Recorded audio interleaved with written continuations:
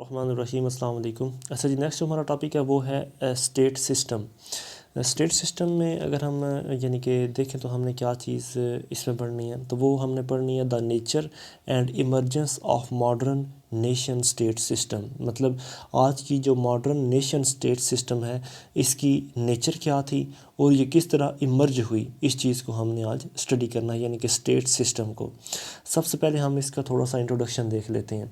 देखें, जो स्टेट की टर्म है ये एक बहुत ही वसी टर्म है। इसको मुख्तलिफ़ स्कॉलर्स ने मुख्तलिफ़ टर्म्स के लिहाज से इसको डिफ़ाइन किया है। मिसाल के तौर पे अकॉर्डिंग टू मेलवेरन जो है ये एक फ़िलासफ़र है, ये एक स्कॉलर है।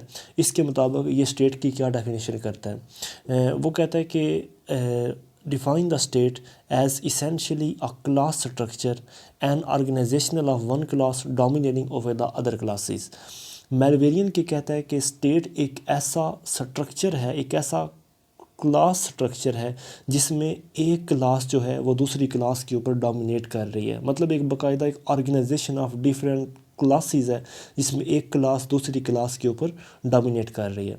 जबकि दूसरे मतलब जो स्कॉलर्स हैं वो स्टेट को कैसे डिफ़ाइन करते हैं, the one organization that stand for whole community. मतलब स्टेट एक ऐसी और एक ऑर्गेनाइजेशन है जो पूरी कम्युनिटी के लिए स्टैंड करती है।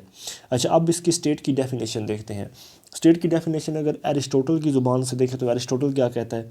एरिस्टोटल ये कहता है कि स्टेट जो है वो एक यूनियन है फैमिलीज़ और विलेजेस की, जो कि एक परफेक्ट यूनिट है और एक सेल्फ सफिशिएंट लाइफ इसमें होती है।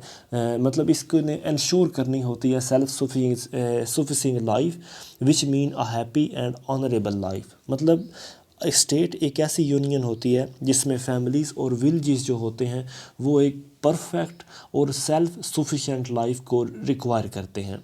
अच्छा, प्रोफेसर हॉलैंड क्या कहता है कि state is a numerous assemblage of human beings generally occupies a certain territories and run by will of majority. वो कहता है कि स्टेट एक ऐसी चीज़ होती है जिसमें मुख्तलिफ़ किस्म के इंसान आपस में मिल के रहते हैं, वो एक महसूस इलाके के अंदर रहते हैं और वहाँ पर जो हुकूमत बनती है वो बनती है according to the will of majority, यानी कि मेजॉरिटी की विल के मुताबिक। अब इसकी नेचर को देखते हैं, स्टेट की नेचर को। स्टेट की अगर नेचर को देखें तो स्टेट जो है वो एक एथिकल इंस्टीट्यूशन है। सबसे पहले जो इसकी नेचर डिफ़ाइन की गई वो इसके बारे में कहा गया कि स्टेट एक एथिकल इंस्टीट्यूशन है। स्टेट को एथिकल इंस्टीट्यूशन जो है वो अमूमन तौर पर हम ट्रेस करते हैं एरिस्टोटल और प्लेटो के अंदर, जबकि mostly as Greeks did not distinguish between state and society. मतलब शुरुआती वक़्त के अंदर एरिस्टोटल और प्लेटो जो हैं ये दोनों चूँकि यूनान से थे और लिहाजा ये दोनों ही जो हैं ये स्टेट और सोसाइटी के अंदर, मतलब जो ओल्ड फिलासफर्स हैं ये स्टेट और सोसाइटी में कोई ख़ास डिफरेंस जो है वो ट्रेस नहीं करते थे और ये स्टेट को ही इंडिविजुअल्स के ओवरऑल फंक्शन जो है वो इसको असाइन करते थे। मतलब assign all functions of overall development of the individual. मतलब जितने भी इंडिविजुअल की जो उसकी डेवलपमेंट के काम होंगे वो स्टेट ही जो है वो परफॉर्म करेगी। लेकिन फिर 18वीं सदी के नज़दीक जो है स्टेट के एज एन एथिकल इंस्टीट्यूशन इस स्टेटस को दोबारा रिवाइव किया गया। इसको रिवाइव करने वाले जो राइटर थे वो थे हैगल, ग्रीन या कैंट वगैरह। इन्होंने इसको दोबारा जो है वो रिवाइव किया और उन्होंने कहा कि जो स्टेट है वो एक कम्प्रिहेंसिव, पावरफुल और एक ऑल एम्बैरसिंग इंस्टीट्यूशन है। मतलब ये सबसे मजबूत है, ये सब के ऊपर डोमिनेंट है और ये तमाम इंस्टीट्यूशन की माँ एक किस्म की हम इसको कह सकते हैं। लेकिन पिछले कुछ सालों के अंदर लोगों ने स्टेट के एथिकल करैक्टर को डिनाई कर दिया है। अब उसकी वजह क्या है, यानी कि क्यों लोगों ने इसकी एथिकल स्टेटस को डिनाई किया है, क्योंकि लोग जो हैं as an people treated it as an instrument of resolving conflict among members of state and performing welfare function. मतलब लोग अब स्टेट को ये कंसिडर करते हैं कि स्टेट जो है वो एक ऐसा इंस्टीट्यूशन है जो कि लोगों के दरमियान जो कॉन्फ्लिक्ट्स होते हैं उनको स्टेट रिज़ॉल्व करती है और साथ ही साथ लोगों की वेलफेयर के लिए मुख्तलिफ़ फंक्शंस को परफॉर्म करती है। ये ड्यूटी है आज की मॉडर्न स्टेट की। अच्छा जी, फिर आता है state as a legal institution. State as a legal institution, ये वाली जो थ्योरी है इसको फाउंड करने वाले हैं बोदीन, हॉब्स और बेंथम जैसे जो फ़िलासफ़र हैं उन्होंने स्टेट को as a legal institution define किया है। तकरीबन 17वीं सेंचुरी के अंदर यानी कि 17वीं सदी के अवाखिर तक जो है या मतलब 17वीं सदी के अंदर ही बहुत सारे जो है मतलब बोर्गियोसिस की जो क्लासेस हैं, बोर्गियोसिस कौन होती हैं? जो कैपिटलिस्ट होते हैं, जो रूलिंग क्लास होती है, जबकि प्रोलेटेरिएट जो होते हैं वो बेचारे निचला तबका होता है, नीचे वाली क्लास लेबर वगैरह जो है वो होते हैं। अब बोर्गियोसी जो हैं वो ये चाहते थे कि मतलब स्टेट को लीगल इंस्टीट्यूशन जो है वो बनाया जाए जिसके पास एग्जेक्टिव अथॉरिटी भी हो और वो लॉ एंड ऑर्डर को सोसाइटी के अंदर प्रोटेक्ट भी कर सके, क्योंकि उस वक्त काफ़ी ज़्यादा प्रोटेस्ट वगैरह यानी कि हम कह सकते हैं कि हो रहे थे, क्योंकि कार्ल मार्क्स जो है वो बोर्गियोसिस के या कैपिटलिस्ट की रूलिंग से के ख़िलाफ़ था। लिहाजा उससे पहले पहले यानी कि मतलब जो लोगों का ख्याल था बेंथम मतलब ये बोर्गियोसिस क्लास का, कि वो ये चाहते थे कि जो एग्जेक्टिव अथॉरिटी है उसके पास पावर आ जाए और वो लॉ एंड ऑर्डर को अच्छे तरीके से मेंटेन कर सके। क्योंकि अमूमन जो बल्गियोसिस थे वो ये चाहते थे कि मतलब जितनी भी मतलब कस्टमरी और रिलीजियस लॉज हैं उनको रिप्लेस करके मैन मेड लॉज जो हैं उनके साथ उनको चेंज कर दिया जाए। अच्छा, अमूमी तौर पर जो रेवोल्यूशन आए थे 1649 और 1688 के अंदर, इंग्लैंड के अंदर जो रेवोल्यूशन आए थे उनका और तो कुछ भी नहीं, लेकिन उनका सिर्फ़ और सिर्फ यही मकसद था कि सुपरमेसी ऑफ पार्लियामेंट जो है वो होनी चाहिए और पार्लियामेंट को ही as a supreme law making authority भी होना चाहिए। अच्छा जी, अब आगे आती है state as an organic unit, कि स्टेट जो है वो एक ऑर्गेनिक यूनिट है। इस चीज़ का जो कॉन्सेप्ट है कि स्टेट जो है वो एक मतलब लिविंग ऑर्गेनिज़म की तरह है, मतलब जिस तरह एक लिविंग ऑर्गेनिज़म एक इंसान होता है उसके अंदर मुख्तलिफ़ किस्म के आर्गन होते हैं, उसकी बैली होती है, उसका ब्रेन होता है, उसके अंदर जो जिस तरह मुख्तलिफ़ किस्म के आर्गन होते हैं, बिल्कुल इसी तरह जो स्टेट है उसको भी एक ऑर्गेनिज़म के तौर पर वो जो है पेश किया गया। मतलब जो इंडिविजुअल जो है वो भी एक छोटा सा हिस्सा है, एक स्टेट जो कि ऑर्गेनिज़म है उसका इंडिविजुअल जो है वो छोटा सा हिस्सा है। अब ये वाला जो व्यू है ये हमें मिलता है प्लेटो से। प्लेटो मैंने यानी कि स्टडी मैंने वो टीच करवा दी, उसकी वीडियो मैंने अपलोड की है। अगर आप उसको देखते हैं तो उसके अंदर मैंने ये कहा है कि प्लेटो ने सबसे पहले कंसिडर किया था कि रियासत जो है वो एक इंसान की तरह है, इंसान के वजूद की तरह, मतलब एक इंडिविजुअल के जिस्म की तरह। तो वो कहता है कि जिस तरह इंसानी जिस्म के अंदर मुख्तलिफ़ किस्म के अज़ा आपस में मिल के काम करते हैं, इसी तरह स्टेट के अंदर भी मुख्तलिफ़ किस्म के जो इंडिविजुअल हैं वो अपने आप को स्टेट का हिस्सा समझते हैं और स्टेट जो है वो स्टेट के साथ मिल के जो है वो काम करते हैं। लेकिन अब ये जो ऑर्गेनिक व्यू ऑफ स्टेट है इसको काफ़ी हद तक डिक्लाइन मिला, ख़ास तौर पर सोशल कॉन्ट्रैक्ट थ्योरी जब डिक्लाइन हो गई। मतलब जैसे सोशल कॉन्ट्रैक्ट थ्योरी भी बहुत सारे फ़िलासफ़र्स ने यानी कि इसको कवर किया है, ख़ास तौर पर रोशो ने भी, जॉन लॉकी ने भी, थॉमस हॉब्स ने भी।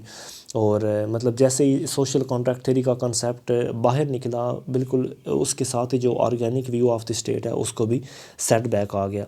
लेकिन आज के अगर मॉडर्न स्कॉलर्स की बात करें तो आज के मॉडर्न स्कॉलर जो हैं वो स्टेट को किसी भी किस्म की इस तरह के इंडिविजुअल के साथ कंपेयर करना या उसको एक ऑर्गेनिज़म कहना, ये एक गलत बात वो कंसिडर करते हैं, क्योंकि स्टेट जो है वो अपने ही आप में एक एक्चुअल इंडिविजुअल है, यानी कि आप उसका किसी भी के किस्म के जानवर के साथ कंपैरिजन नहीं कर सकते। अब नंबर 4 के ऊपर आती है कि state as a welfare organization. अब ये जो वेलफेयर ऑर्गेनाइजेशन का जो मतलब कॉन्सेप्ट है इसको हम कह सकते हैं कि ये एक लेटेस्ट और modern concept of the state है। इसके तहत ये यानी कि कंसिडर किया जाता है कि स्टेट जो है वो वाक़तन एक वेलफेयर और सोशल सर्विस वाली एजेंसी है, जिसके तहत इंसानों को इसके अंदर रहने वाले जो बहुत सारे लोग हैं उनको ऐसी कंडीशंस प्रोवाइड की जाती हैं जो उनको अच्छी ज़िंदगी जो है वो दिला सके। मिसाल के तौर पर मुख्तलिफ़ किस्म के जो फंक्शंस हैं वो स्टेट आज की स्टेट परफॉर्म करती है, जैसे maintenance of stability and equilibrium, यानी कि इक्वलिटी लोगों के दरमियान, इस तरह पॉलिसी फार्मूलेशन। तो ये वाली जो चीज़ें हैं ये स्टेट के अंदर उसकी मतलब हम ये ज़ाहिर करती है कि स्टेट एक वेलफेयर ऑर्गेनाइजेशन है। अच्छा जी, उसके बाद जो कॉन्सेप्ट आता है वो है कि state as a welfare organization, कि मतलब स्टेट जो है वो अच्छा, उसके बाद आता है कि element of the states. Elements of the state के अंदर देखें तो मतलब वो वाली कौन कौन सी चीज़ें जो एक रियासत के पैदाइश के लिए ज़रूरी होती हैं, उनमें सबसे पहली है पॉपुलेशन, यानी कि आबादी। देखिए मतलब कहा जाता है कि आबादी के बिना स्टेट जो है वो कभी भी एग्जिस्ट नहीं कर सकती। प्रोफेसर गैमर जो हैं वो कहते हैं कि आबादी जो है वो ना तो इतनी बड़ी होनी चाहिए कि उसके रिसोर्सेज से बढ़ जाए, मतलब जितने ज़राए हैं मुल्क के पास, जितने वसाइल हैं मुल्क के पास, उनसे ज़्यादा आबादी नहीं होनी चाहिए, और ना ही इतनी छोटी आबादी होनी चाहिए कि वो अपनी बाउंड्रीज़ को, जो उसके इलाके हैं या मतलब जो उसकी सरहदें हैं, वो उनको डिफेंड ही ना कर सके। अगर क्वालिटी के हिसाब से देखें या क्वालिटी पॉइंट ऑफ व्यू से देखें तो लोगों को मतलब उनकी अच्छी हेल्थ होनी चाहिए और उनकी अच्छी एजुकेशन वगैरह होनी चाहिए, अच्छा सैनिटेशन होना चाहिए, ये चीज़ें जो हैं वो रिक्वायर होती हैं। अब बात करते हैं टेरिटरी की। टेरिटरी यानी कि किसी भी स्टेट के लिए इलाका जो है वो भी ज़्यादा ज़रूरी होता है। मिसाल के तौर पर जो यहूदी हैं, देखें वर्ल्ड वार 1 से पहले कोई उन्हें जानता भी नहीं था कि मतलब उनकी एग्जिस्टेंस कहाँ है या कहाँ नहीं है। वो पूरी दुनिया में जो है वो स्कैटर्ड थे, यानी कि फैले हुए थे। फिर 1917 के अंदर जो है वो बरतानिया उनको डिक्लेयर करता है कि आप मौजूदा फ़लस्तीन के अंदर जो है आपकी जगह है वहाँ पर। फिर उन्होंने वहाँ से जगह छीनी मैं मतलब उनको दी नहीं गई, बल्कि उनको मतलब ज़बरदस्ती तौर पर मतलब उनको यूनाइटेड नेशन जो है, यूनाइटेड नेशन तो नहीं, पहले बरतानिया ने दी, फिर बाद में यूनाइटेड नेशन ने उसको मंजूर कर लिया। और फिर आहिस्ता आहिस्ता आज देखें कि पूरी दुनिया इसराइल की रियासत को जो है वो जानती है, जबकि इसराइल जो है वो लक़ब है हज़रत याकूब अलैहिस्सलाम का। अच्छा, इसके बाद है कि इसेंशियल्स ऑफ टेरिटरी, उस सरहद या उस जो रियासत होती है, उसकी जो इलाका होता है, उसके लिए क्या क्या चीज़ ज़रूरी होती है। देखिए, उस रियासत के इलाके के लिए ये चीज़ ज़रूरी नहीं है कि इलाका बहुत बड़ा हो। जिस तरह रशिया है, रशिया के पास तकरीबन पूरी दुनिया का 1/8 इलाका है, यानी कि अगर पूरी दुनिया को 8 हिस्सों में डिवाइड करें तो उसका 8वां हिस्सा जो है वो इसके पास, रशिया के पास है। आबादी के लिहाज से दुनिया का मतलब रकबे के लिहाज से दुनिया का सबसे बड़ा। लेकिन इसके लिए ये ज़्यादा ज़रूरी है कि उसके पास नेचुरल रिसोर्सेज होने चाहिए। उसकी जियोग्राफिकल जो पोजीशन है, जो उसकी लोकेशन है, वो समंदर के पास होनी चाहिए, या मतलब अच्छी लोकेशन उसके पास होनी चाहिए। उसका क्लाइमेट अच्छा होना चाहिए कि जहाँ पर मुख्तलिफ़ किस्म की फसलें जो हैं वो उग सकें। साथ ही साथ वहाँ पर जो करैक्टर ऑफ पीपल है वो भी अच्छा होना चाहिए। ये सारी चीज़ें जो हैं वो स्टेट के लिए मैटर करती हैं। अच्छा जी, फिर उसके बाद आती है गवर्नमेंट। गवर्नमेंट की अगर देखें तो प्रोफेसर गैमर जो हैं वो गवर्नमेंट के बारे में ये कहते हैं कि बग़ैर किसी गवर्नमेंट के वहाँ की जो पॉपुलेशन होगी, उस स्टेट की जो आबादी होगी, वो इनकोहेरेंट होगी, अनऑर्गेनाइज होगी, एनार्किक होगी, और उनमें किसी भी किस्म की कोई कलेक्टिव यूनियन जो है वो नहीं होगी। लिहाजा गवर्नमेंट जो है वो इंटरनली तौर पर पीस लाने के लिए बहुत ज़्यादा ज़रूरी होती है and must have necessary resources. और उस गवर्नमेंट को रन करने के लिए उसके पास रिसोर्सेज भी होने चाहिए and should be well organize to implement its command. और गवर्नमेंट को अच्छी तरह ऑर्गेनाइज होना चाहिए अपनी किसी भी किस्म की जो कमांड्स हैं उनको इम्प्लीमेंट करने के लिए गवर्नमेंट को ऑर्गेनाइज भी होना चाहिए। ये मैटर नहीं करता कि गवर्नमेंट किस फॉर्म की है, लेकिन इसको इतना ज़रूर होना चाहिए कि ये जो गवर्नमेंट है ये जनरल विल को रिप्रेजेंट ज़रूर करे, और ख़ास तौर पर पब्लिक ओपिनियन जो है उनका ख्याल भी रखे। मतलब जो चीज़ लोग चाहते हैं वही चीज़ जो है वो गवर्नमेंट इम्प्लीमेंट भी करे। फिर आती है सोवरेनिटी। सोवरेनिटी जो है ये डिस्टिंग्विश करती है एक स्टेट को दूसरी स्टेट से। मतलब एक रियासत जो है वो दूसरी रियासत से उसकी सोवरेनिटी की बिना पर ही वो अलग हो, यानी कि जुदा या हमें अलग नज़र आती है। लिहाजा सोवरेनिटी का मतलब ये है कि the highest power over all the people internally as well as externally, यानी कि लोगों के ऊपर जो मुख्तलिफ जो पावर है, हाईएस्ट पावर, वो इंटरनली और एक्सटर्नली तौर पर किस तरह की है, ये चीज़ होती है सोवरेनिटी। और नंबर आखिर के ऊपर है रिकॉग्निशन। रिकॉग्निशन बाज़ औक़ात इंटरनेशनली तौर पर किसी स्टेट का रिकॉग्नाइज होना बहुत ज़्यादा ज़रूरी भी होता है और बहुत ज़्यादा ज़रूरी नहीं भी होता। देखें, ज़रूरी क्यों नहीं होता, वो इसलिए कि मतलब रिकॉग्निशन जो है ये एक पॉलिटिकल एक्ट है। मतलब अगर हो सकता है कि एक रियासत जो है वो दूसरी रियासत को किसी पॉलिटिकल इंटरेस्ट या पॉलिटिकल एक्ट की वजह से उसको मतलब उसको एक्सेप्ट कर रही हो, तो ये उसकी अपनी मर्ज़ी और मंशा होती है कि चाहे तो उसको एक्सेप्ट करे या चाहे ना करे। लेकिन मतलब इस बात के ये बात ज़रूरी नहीं है कि मतलब रिकॉग्निशन जो है अगर किसी को नहीं मिली तो उस स्टेट का जो एग्जिस्टेंस है वो ख़तरे में पड़ जाएगा। लेकिन इंटरनेशनली तौर पर अगर इंटरनेशनल पॉलिटिक्स की लैंग्वेज में देखा जाए तो ये चीज़ काफ़ी ज़्यादा ज़रूरी है। मतलब रिकॉग्निशन मिलना एक बहुत अहमियत रखता है इंटरनेशनल पॉलिटिक्स के अंदर। तो आज के लिए इतने, इंशाल्लाह बाकी हम नेक्स्ट वीडियो में देखेंगे। अस्सलाम वालेकुम।